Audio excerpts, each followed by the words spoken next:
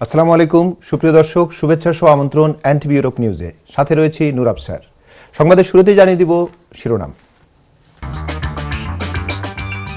Brexit সংকটে যুক্তরাজ্যে উগ্র ডানপন্থী সন্ত্রাস বৃদ্ধির আশঙ্কা করছেন মেট্রোপলিটন পুলিশের কাউন্টার টেরোরিজম প্রধান নীল বসু।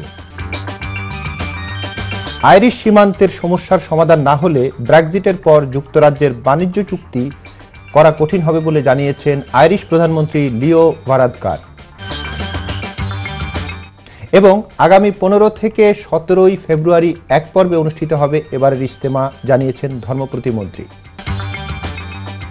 শুনছিলেন শিরোনাম, এবারে বিস্তারিত। ইউরোপীয় ইউনিয়নের সঙ্গে যুক্তরাজ্যের সম্পর্ক ছিন্ন করার ইস্যুতে যে সংকট চলমান রয়েছে তার কারণে যুক্তরাজ্যে উগ্র ডানপন্থী উত্থানের আশঙ্কা করা হচ্ছে। 29 মার্চ ব্রেক্সিটের তারিখ নির্ধারণ থাকলেও পরবর্তী সম্পর্কের রূপরেখা নিয়ে টানাপোড়েন ও অস্থিরতা চলছে ব্রিটেনের অভ্যন্তরীণ রাজনীতিতে। মেট্রোপলিটন পুলিশের কাউন্টার টেরোরিজম প্রধান নীল বসু জানিয়েছেন, এমন পরিস্থিতিতে উগ্র ডানপন্থার উত্থান ঘটতে পারে বলে আশঙ্কা করছেন তারা। বিশেষ অভিযান বিষয়ক এই প্রধান সহকারী কমিশনার বলেছেন, এ সংক্রান্ত সুনির্দিষ্ট গোয়েন্দা তথ্য না থাকলেও তাদের আশঙ্কা ব্রেক্সিট সংকটে সেখানে সম্প্রদায়গত বিভেদ বাড়বে। 2019 সালের 29 মার্চের মধ্যে যুক্তরাজ্যের ইউরোপীয় ইউনিয়ন ছেড়ে আনুষ্ঠানিকভাবে বের হয়ে যাওয়ার কথা। বিচ্ছিন্ন হওয়ার পর ইউরোপীয় ইউনিয়নের সঙ্গে যুক্তরাজ্যের সম্পর্ক কেমন হবে তা নিয়ে জোটটির সঙ্গে একটি চুক্তিতে পৌঁছেছেন থেরেসা। তবে ব্রেক্সিট চুক্তির চূড়ান্ত করা নিয়ে বারবারই হোঁচট খেয়ে যাচ্ছেন ব্রিটিশ প্রধানমন্ত্রী থেরেসা মে। এদিকে ব্রেক্সিট নিয়ে নতুন গণভোট চায় যুক্তরাজ্যের বিরোধী দল লেবার পার্টি। এ ভোট আয়োজন প্রশ্নে পার্লামেন্টে ভোটের প্রস্তাব দিয়েছেন লেবার নেতা জেরেমি করবিন। এদিকে আইরিশ সীমান্তের সমস্যার সমাধান না হলে ব্রেক্সিটের পর যুক্তরাজ্যের বাণিজ্য চুক্তি করা খুব কঠিন হয়ে পড়বে বলে জানিয়েছেন আইরিশ প্রধানমন্ত্রী লিও ভারাদকার। তিনি জানান, এর ফলে আয়ারল্যান্ডের ইইউ এর বাণিজ্য চুক্তি থেকে উপকৃত হবে। ভারাদকার আরও বলেন, কোনো চুক্তি না হওয়ার এ পরিস্থিতিতে যুক্তরাজ্য কারো সাথে কোনো চুক্তি করতে সক্ষম হবে না। তিনি মনে করেন, আইরিশ সীমান্তের অমীমাংসিত প্রশ্নে যুক্তরাজ্যের কোনো বাণিজ্য চুক্তি কঠিন হবে। এদিকে ব্রিটিশ প্রধানমন্ত্রী থেরেসা মে তার নতুন প্রস্তাবে নর্দার্ন আয়ারল্যান্ডের ব্যাকস্টপ পরিকল্পনাকে গুরুত্ব দিচ্ছেন। তিনি জানান, হার্ড বর্ডার নামে কিছু থাকবে না। ব্রিটিশ পত্রিকা ডেইলি টেলিগ্রাফ জানিয়েছে, প্রধানমন্ত্রী মে 1998 সালে গুড ফ্রাইডে চুক্তিতে সংশোধন আনার পরিকল্পনা করছেন। এই চুক্তির মাধ্যমে নর্দার্ন আয়ারল্যান্ডে 30 বছরের সহিংসতার অবসান ঘটেছিল।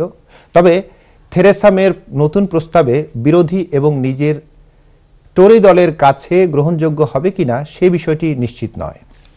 এবারে কমিউনিটি প্রসঙ্গ। বাংলাদেশের একাদশ জাতীয় সংসদ নির্বাচনে আওয়ামী লীগের নিরঙ্কুশ বিজয়ে অসংখ্য নেতাকর্মীদের উপস্থিতিতে ইয়র্ক আওয়ামী লীগের উদ্যোগে এক বিজয় সমাবেশের আয়োজন করা হয়। ইয়র্কের স্থানীয় একটি রেস্টুরেন্টে বিজয় সমাবেশের বিস্তারিত রয়েছে আমাদের ওয়েস্ট ইয়র্কশায়ার প্রতিনিধি লুৎফর রহমান চৌধুরীর প্রতিবেদনে। সদ্য অনুষ্ঠিত একাদশ জাতীয় সংসদ নির্বাচনে আওয়ামী লীগের নিরঙ্কুশ বিজয় ও টানা তৃতীয়বারের মতো সরকার গঠনকে কেন্দ্র করে ইয়র্ক আওয়ামী লীগের উদ্যোগে এক বিজয় সমাবেশ আয়োজন করা হয় ইয়র্কের মুম্বাই লাউঞ্জ রেস্টুরেন্টে। অনুষ্ঠানের প্রারম্ভেই পবিত্র কুরআন থেকে তেলাওয়াত করেন অলি আহাদ। সংগঠনের সভাপতি রাকিব আলীর সভাপতিত্বে ও জৈনুল আল আমিন হীরা ও তাজিমুল্লাহর যৌথ পরিচালনায় এতে প্রধান অতিথি হিসেবে উপস্থিত ছিলেন লিডস আওয়ামী লীগের সভাপতি দিলাউর রহমান মুজিব। বর্তমান সরকারের অভূতপূর্ব সাফল্য তথা বাংলার গৌরবময় ইতিহাস সকলের সম্মুখে তুলে ধরে বক্তব্য রাখেন আহদ্দুস আলী, সৈয়দ মুয়াজ্জিল আলী, ইয়াওর মিয়া, রাধাকান্ত ধর, আব্দুর রহিম সহ আরও অনেকে। বক্তাগণ সকলেই বাংলার স্থপতি শেখ মুজিবুর রহমানের সোনার বাংলা গড়ার প্রত্যয়ে আওয়ামী লীগ সভানেত্রী ও প্রধানমন্ত্রী শেখ হাসিনার হাতকে শক্তিশালী করার জন্য উপস্থিত সকলের প্রতি উদাত্ত আহ্বান জানান। পরিশেষে সাংস্কৃতিক পর্বের অংশ হিসেবে সঙ্গীত পরিবেশন করেন নুরুজ্জামান আহমেদ ও Leena Pal. Lutfur Rahman Chowdhury, NTV news, West Yorkshire. আগামী 14 এপ্রিল ইতালির পর্যটন নগরী ভেনিসে ইতালির বাংলা কাগজ কমিউনিটির অ্যাওয়ার্ড 2019 অনুষ্ঠিত হবে। তারই ধারাবাহিকতায় ইতালির বিভিন্ন শহরে বাংলা কাগজ ইতালির বাংলাদেশি কমিউনিটির সাথে মতবিনিময় সভা শুরু করেছে। এ নিয়ে বিস্তারিত জানাচ্ছেন সহকর্মী ফেরদৌসী আক্তার পলি। ইতালি বাংলা কাগজ কমিউনিটি অ্যাওয়ার্ড 2019-কে সামনে রেখে ইতালি প্রবাসী বাংলাদেশিদের মধ্যে ব্যাপক সাড়া পড়েছে। পুরো ইতালি থেকে বিভিন্ন ক্ষেত্রে প্রবাসী বাংলাদেশি সাফল্য অর্জনকারীদের গুরুত্বপূর্ণ 12টি অ্যাওয়ার্ডস প্রদান করা হবে। ইতালি বাংলা কাগজ কমিউনিটি অ্যাওয়ার্ড 2019 অনুষ্ঠিত হবে আগামী 14 এপ্রিল ইতালির পর্যটন নগরী ভ্যানিসে। তারই ধারাবাহিকতায় ইতালির বিভিন্ন শহরে বাংলা কাগজ ইতালির বাংলাদেশি কমিউনিটির সাথে মতবিনিময় সভা শুরু করেছে। মঙ্গলবার সন্ধ্যা 7টায় মিলানো শহরের স্থানীয় একটি রেস্টুরেন্টে মিলান বাংলাদেশ কমিউনিটির সাথে এক মতবিনিময় সভা অনুষ্ঠিত হয়। যুক্তরাজ্য থেকে আগত বাংলা কাগজের ডিরেক্টর আব্দুল এম চৌধুরী সুমনের সভাপতিত্বে এবং বাংলা কাগজ ইতালি প্রতিনিধি হোসাইন নাজমুলের পরিচালনায় এ সময় অ্যাওয়ার্ডস নিয়ে বিস্তারিত আলোচনা করেন বাংলা কাগজের নির্বাহী সম্পাদক যুক্তরাজ্য চ্যানেল এস প্রতিনিধি রিয়াদ আহাদ। আরও আলোচনা করেন বার্মিংহাম এটিএন বাংলা ইউকের ব্যুরো প্রধান জয়নাল ইসলাম ও চ্যানেল আই ইউরোপের বিশেষ প্রতিনিধি লোকমান হোসেন কাজী। আপনাকে অসংখ্য ধন্যবাদ। আসলে আমরা যে সাড়া পেয়েছি সে কারণে আমরা নিঃসন্দেহে আবির্ভূত। আমরা চিন্তা করতে পারিনি যে লোকজনের মধ্যে এরকম সাড়া পাবো। আসলে এখানে খাত বলতে আমরা মোট 12টি অ্যাওয়ার্ড প্রদান করবো। এখানে কমিউনিটির বিভিন্ন অবদান রেখেছেন, হতে পারে শিক্ষাক্ষেত্রে, হতে পারে মূলধারা রাজনীতির ক্ষেত্রে, হতে পারে ক্রীড়া ক্ষেত্রে, হতে পারে আপনার সামাজিক কর্মকাণ্ডে, হতে পারে বিভিন্ন ইয়েগুলো হতে পারে আমরা এবং ব্যবসা ক্ষেত্রে হতে পারে যে ব্যবসায়ী আমাদের বাংলাদেশি কমিউনিটি থার্ড জেনারেশন আছে, 3 জেনারেশন আছেন, তার ফ্যামিলি আছেন, তারা এনগেজড হওয়া শিশু থেকে ধরিয়ে মুরব্বী গ্রাম মুরব্বী পর্যন্ত। সো থার্ড জেনারেশন একটা অনেক বেনিফিট করতে পারেন। যখন এই ধরনের প্রোগ্রাম আমরা করি যে বাংলাদেশের যে এক্সেলেন্ট আউটস্ট্যান্ডিং অ্যাচিভমেন্ট যারা পাইছেন, যদি আমরা বিশ্বের মাঝে ওয়ার্ল্ডের সকল দেশে এই ধরনের একটা বেনিফিটের সামান্য একটা অংশ নিতে পারি, এইটাই আমাদের গৌরব। বাংলা কাগজ 2019 অ্যাওয়ার্ডস প্রোগ্রাম সফল হোক, সার্থক হোক এই কামনাই করছি। ইতালির মিলান থেকে ফেরদৌসী আক্তার পলি, এনটিভি ইউরোপ নিউজ। দি ইডেন প্রজেক্ট ব্রাডফোর্ডের উদ্যোগে স্থানীয় প্রেস্টিজ হলে আয়োজিত হয় চ্যারিটি নাইট 2019। আমাদের ব্রাডফোর্ড প্রতিনিধি লুৎফুর রহমান চৌধুরী জানান, হুমায়ুন ইসলাম ও কানিজ আক্তারের যৌথ পরিচালনায় অনুষ্ঠানে বক্তব্য রাখেন ব্রাডফোর্ড কাউন্সিলের lord mayor councillor Jafar Ali, সাবেক lord mayor Abid Hussain, Keighley town কাউন্সিলরের lord mayor councillor Fuljar Ahmed, British Rohingya কমিউনিটির সভাপতি নূর হুদা, সাইদুর রহমান ও আশরাফ মিয়া সহ অন্যান্য নেতৃবৃন্দ। অনুষ্ঠানে সিলেটের বিভিন্ন স্কুলের উপর নির্মিত একটি স্বল্পদৈর্ঘ্য চিত্র উপস্থিত সকলের সামনে প্রদর্শন করা হয়। চ্যারিটি ডিনারে উত্তোলিত অর্থ ইডেন প্রজেক্টের পক্ষ থেকে mister John গ্রোগান MP, Lord mayor ও সাবেক লর্ড মেয়র সহ 11 জনের একটি প্রতিনিধি দল বাংলাদেশে গিয়ে বাংলাদেশের অবস্থানরত রোহিঙ্গাদের মধ্যে শীতবস্ত্র ও শিক্ষার মান উন্নয়নে ব্যয় করা হবে বলে জানান। এ সময় প্রজেক্টের এই আয়োজনকে মহতী উদ্যোগ বলে প্রশংসা করেন উপস্থিত সকলে। সিলেটের ঐতিহ্যবাহী শিক্ষা প্রতিষ্ঠান ঢাকা উত্তর মোহাম্মদপুর উচ্চ বিদ্যালয়ের যুক্তরাজ্য বসবাসরত সাবেক ছাত্রছাত্রীদের রিইউনিয়ন কার্যকরী কমিটির সাথে বার্মিংহামে বসবাসরত সাবেক ছাত্রছাত্রী ও শুভানুধ্যায়ীদের এক মতবিনিময় সভা অনুষ্ঠিত হয়েছে। আমাদের নর্থ ও মিডল্যান্ডস ব্যুরো প্রধান ফারসু আহমেদ চৌধুরী জানান, বার্মিংহামে বসবাসরত সাবেক ছাত্রছাত্রী ও শুভানুধ্যায়ীদের উপস্থিতিতে অনুষ্ঠিত এই মতবিনিময় সভায় শিক্ষানুরাগী আজাদ চৌধুরীর সভাপতিত্বে জায়েদ মানিক চৌধুরীর সঞ্চালনায় অনুষ্ঠিত হয়। কায়েস আহমেদের পবিত্র কোরআন তেলাওয়াতের মাধ্যমে শুরু হওয়া আলোচনা সভায় আগামী 14 এপ্রিল 2019 সালে রিইউনিয়নকে সফল ও সর্বাত্মক সহযোগিতায় জন্য বার্মিংহামে 6 সদস্য বিশিষ্ট একটি কমিটি গঠন করা হয়। এতে প্রধান অতিথি হিসেবে যোগ দেন মুক্তিযোদ্ধা ফয়জুর রহমান খান নুনু, আর বিশেষ অতিথি ছিলেন মঞ্জুরুজ্জামান চৌধুরী মামুন। বক্তব্য রাখেন নাহিদ মাহমুদ, সাবেক কাউন্সিলর জালাল উদ্দিন চৌধুরী, এনামুল হক চৌধুরী, আব্বাসুজ্জামান, আব্দুল মালিক, আব্দুল মিজান চৌধুরী, শাহাবুদ্দিন, লিয়াকত খান প্রমুখ। সভা থেকে বিশিষ্ট শিক্ষানুরাগী আজাদ চৌধুরীর ব্রিটেনের রানী কর্তৃক এমবি খেতাবে ভূষিত হওয়ার স্কুল রিইউনিয়নের উদযাপন কমিটির পক্ষ থেকে ফুলের তোড়া দিয়ে স্বাগত জানানো হয়। ভাদেশ্বর নাসিরউদ্দিন উচ্চ বিদ্যালয় ও কলেজের শতবর্ষ উদযাপন অনুষ্ঠানকে সফল করার লক্ষ্যে বার্মিংহামে ভাদেশ্বর সমাজ কল্যাণ সমিতি, বার্মিংহাম ও ভাদেশ্বর উন্নয়ন সমিতি লন্ডনের যৌথ উদ্যোগে এক আলোচনা সভা অনুষ্ঠিত হয়েছে।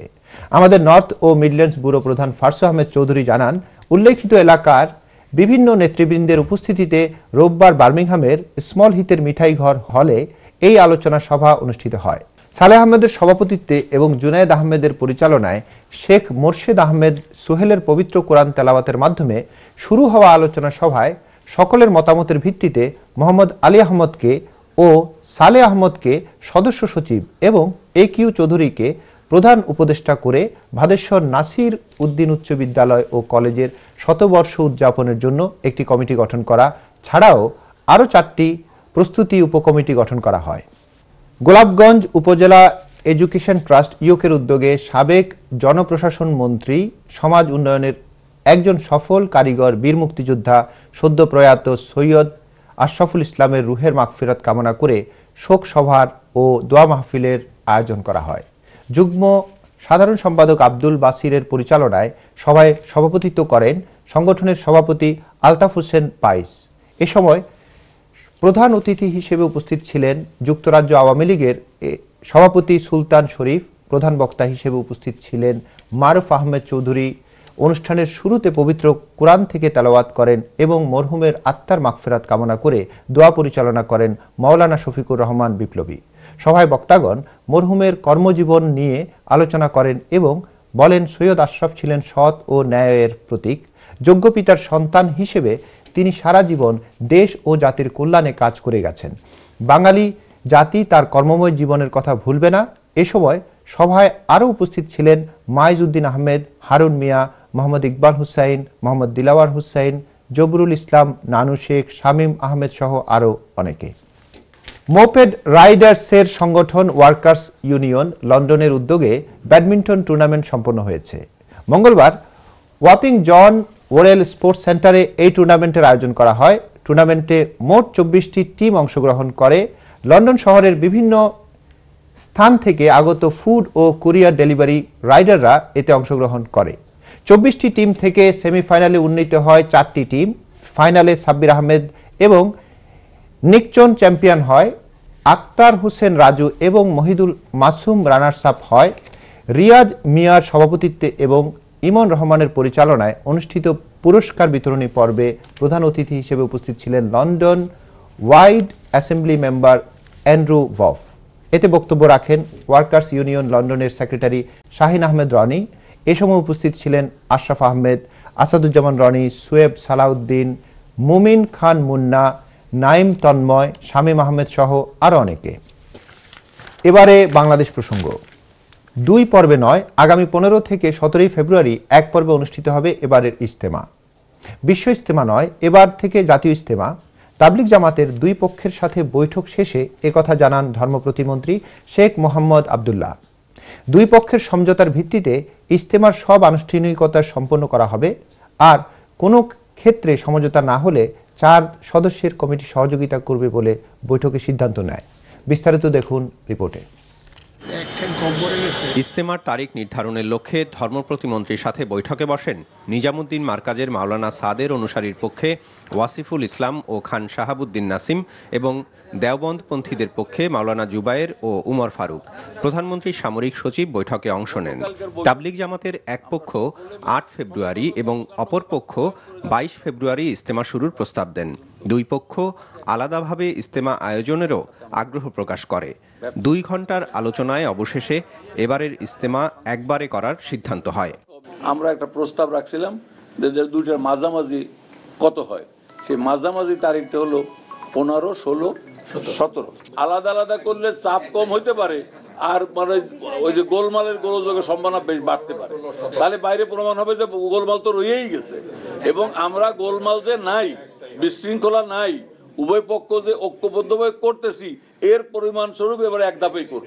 কেউ আসবে কি আসবে না এইটা কোনো আমাদের সিদ্ধান্তের ব্যাপার না। কোন লোক এখানে আসলে বিশৃঙ্খলার সৃষ্টি হতে পারে, আইন শৃঙ্খলা পরিস্থিতি বিঘ্নিত হতে পারে, সেই ব্যাপারটা আইন শৃঙ্খলা পরিস্থিতি বাহিনী তারাই সিদ্ধান্ত নেবে, সরকারের কোনো বাধা বিপত্তি নাই।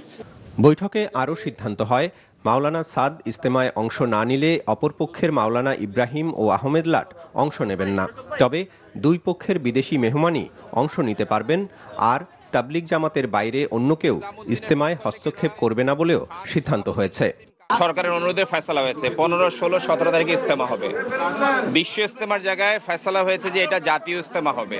আমাদের তবলিগের প্রবলেম সলভ করার জন্য কোনো আর মাঝখানে কেউ ইন্টারফেয়ার করবেন না। আমাদের নজরে অনেক সুষ্ঠু ফয়সালা হয়েছে, অনেক সুন্দর ফয়সালা হয়েছে। এবার আপনারা আল্লাহর কাছে দোয়া করেন যেন ঠিকমতো ইমপ্লিমেন্ট করা যায়। তবে ইজতেমায় কে দোয়া ও বয়ান করবেন, খিত্তার আমির কিভাবে নির্ধারিত হবে বা 2 পর্বের বদলে 1 পর্বের ইজতেমার স্থান সংকুলান কিভাবে হবে সে ব্যাপারে বৈঠকে কোনো সিদ্ধান্ত হয়নি। 2 পক্ষের 2 প্রতিনিধি ওয়াসিফুল ইসলাম ও মাওলানা জুবায়ের এসব বিষয়সহ ইজতেমা সফল করতে আলোচনার ভিত্তিতে প্রয়োজনীয় সিদ্ধান্ত নেবেন। সমঝোতা না হলে সরকার গঠিত কমিটি সার্বিক সহযোগিতা করবে বলেও সিদ্ধান্ত হয়। Faizullah Mahmud, NTV news, Dhaka. প্রধানমন্ত্রী শেখ হাসিনা বলেছেন, দুর্যোগ মোকাবেলায় বাংলাদেশ এখন বিশ্বে রোল মডেল। তিনি জানান, সরকারের নেয়া পদক্ষেপের কারণে দেশে প্রাণহানির সংখ্যাও কমেছে। সকালে হোটেল ইন্টারকন্টিনেন্টালে দুর্যোগ ব্যবস্থাপনা বিষয়ক আন্তর্জাতিক সম্মেলনে তিনি এসব কথা বলেন। বিস্তারিত দেখুন রিপোর্টে। জার্মানস প্রকাশিত ক্লাইমেট রিস্ক ইন্ডেক্স 2017 অনুযায়ী গত 20 বছরে আবহাওয়াজনিত দুর্যোগে বিশ্বে 5,26,000 মানুষের মৃত্যু হয়েছে, যার আর্থিক ক্ষতি 3.47 ট্রিলিয়ন মার্কিন ডলার। এ প্রতিবেদন অনুযায়ী জলবায়ু পরিবর্তনের ফলে ঝুঁকিতে থাকা বিশ্বের সবচেয়ে 10টি ক্ষতিগ্রস্ত দেশের মধ্যে বাংলাদেশের অবস্থান এখন 9ম। প্রতি বছরই বাংলাদেশে সাইক্লোন, জলোচ্ছ্বাস, বন্যা, টর্নেডো, বজ্রপাত ও ভূমিধসের মতো প্রাকৃতিক দুর্যোগে প্রাণহানির ঘটনা ঘটছে। এমন পরিস্থিতিতে এশিয়া প্রশান্ত মহাসাগরীয় অঞ্চলের সিভিল মিলিটারি মানবিক সহায়তা কার্যক্রম সমন্বয় গ্রুপ আরসিজির 4র্থ সেশন উদ্বোধনকালে প্রধানমন্ত্রী জানান, সরকারের নেওয়া বিভিন্ন পদক্ষেপ আর বদ্বীপ পরিকল্পনা 2100 প্রণয়ন হলে দুর্যোগ ঝুঁকি হ্রাস পাবে। আমরা প্রাকৃতিক দুর্যোগ ব্যবস্থাপনায় এখন সিপিপি মডেল অনুসরণ ও সম্প্রসারণ করছি। দুর্যোগ পরবর্তী ত্রাণ কার্যক্রমের পরিবর্তে আমরা টেকসই দুর্যোগ ব্যবস্থাপনা নীতি গ্রহণ করেছি, যা আমাদের সেন্দাই ফ্রেমওয়ার্ক, টেকসই উন্নয়ন লক্ষ্যমাত্রা এবং জলবায়ু পরিবর্তনের প্যারিস চুক্তি 2015-এর মতো আন্তর্জাতিক নীতি কাঠামোর সঙ্গে খাপ খাইয়ে চলার পথ সুযোগ করেছে। এর ফলে দুর্যোগ ব্যবস্থাপনায় বিশ্বে বাংলাদেশ এখন রোল মডেল হিসেবে পরিচিতি এবং বাংলাদেশ দুর্যোগ স্থিতি স্থাপকতা অর্জনের দিকে অগ্রসর হচ্ছে। দুর্যোগে ভৌত অবকাঠামোর গুরুত্ব উল্লেখ করে শেখ হাসিনা জানান, আকাশ, রেল, সড়ক ও নৌপথ উন্নয়নের উদ্যোগ নেওয়া হয়েছে। দুর্যোগ প্রতিরোধ করতে হয়তো পারবো না, কিন্তু আমাদের দূরদর্শী কাজের মাধ্যমে দুর্যোগে যে ক্ষতি সাধন হয় সেই ক্ষতির পরিমাণ হ্রাস করতে আমরা পারি। বাংলাদেশে আমরা ক্ষয়ক্ষতি হ্রাসে প্রশমন কর্মসূচির উপরই সবথেকে বেশি গুরুত্ব আরোপ করেছি। বড় ধরনের ক্ষয়ক্ষতি কার্যকরভাবে মোকাবেলায় বিভিন্ন দেশের, বিশেষ করে পার্শ্ববর্তী দেশসমূহের মধ্যে সহযোগিতা অত্যন্ত গুরুত্বপূর্ণ। প্রধানমন্ত্রীর প্রত্যাশা, এ সেশনে সদস্য দেশসমূহের অংশগ্রহণকারীদের জ্ঞান ও অভিজ্ঞতা আগামীতে দুর্যোগ মোকাবেলায় সহায়ক ভূমিকা পালন করবে। Ahmed people, NTV news, Dhaka. সিলেটের বিয়ানীবাজার উপজেলার লাউতায় সেভ দ্য লাইফ ইউকের উদ্যোগে দরিদ্রদের মাঝে বস্ত্র বিতরণ করা হয়েছে।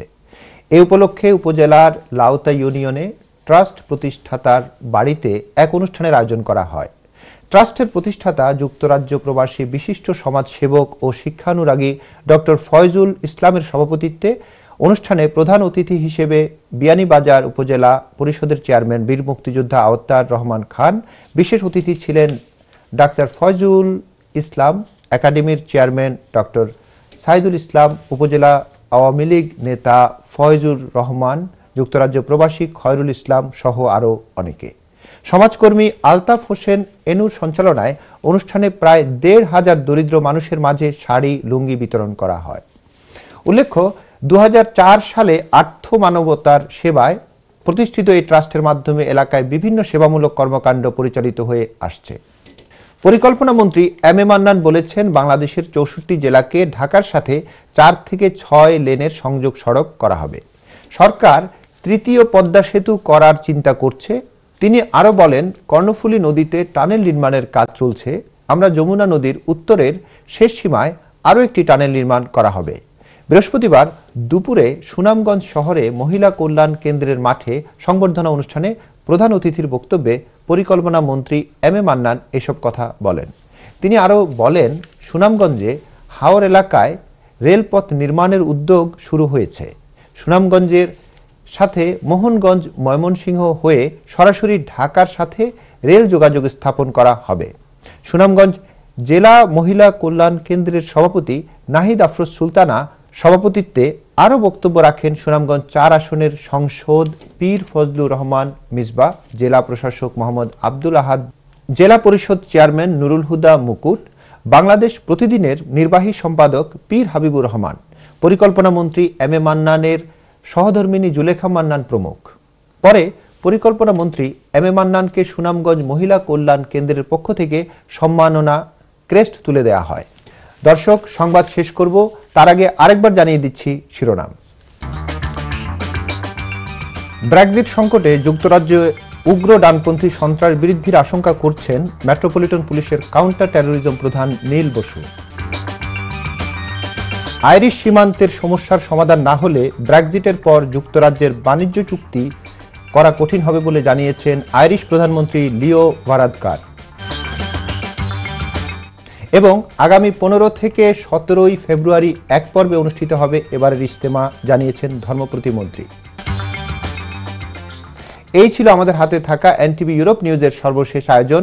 এই খবরের ভিডিও সহ আপডেট জানতে ভিজিট করুন ইউরোপ এনটিভি অনলাইন www.europntv.com। সাথে থাকার জন্য সবাইকে ধন্যবাদ। আল্লাহ হাফেজ।